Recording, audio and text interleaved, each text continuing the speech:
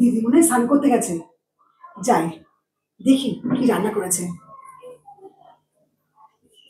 দেখি কি রান্না করেছে দিদি। চাটনি,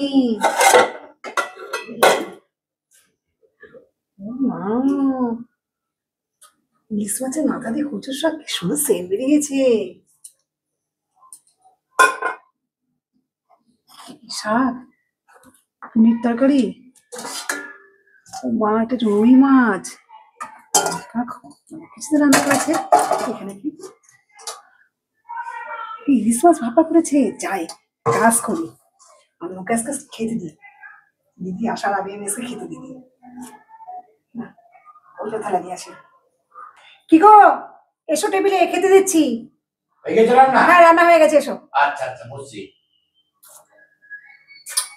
কি গো এসো, কখন বললাম আসতে, এসো।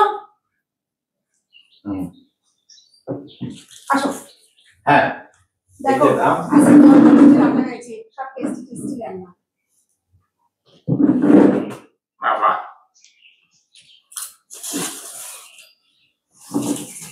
খেয়ে বলো কেমন হয়েছে।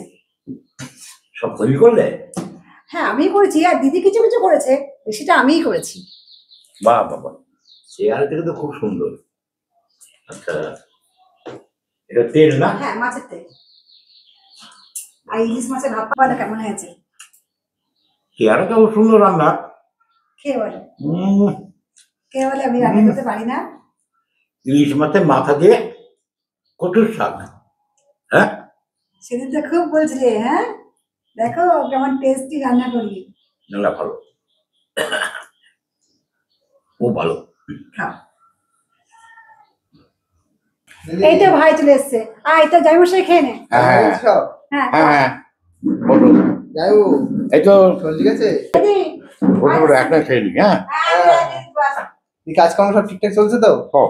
বাহ, সব ঠিক আছে। আমি বাড়িতে বাকি তরকারিগুলো বাড়ছি যা। নে ভাই এটা দিয়ে খা। তোরাও খেয়ে নে। হ্যাঁ খাবো, ইলিশ মাছটা রুই মাছটা নিয়ে আসছি।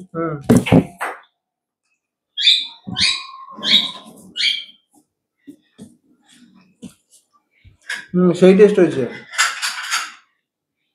সত্যি ভালো হয়েছে। এই অল্প অল্প দুটো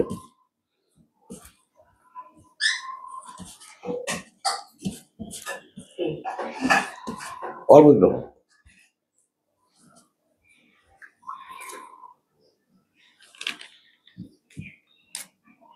বাবা, বাবা বেঁচে গেলে খাবে।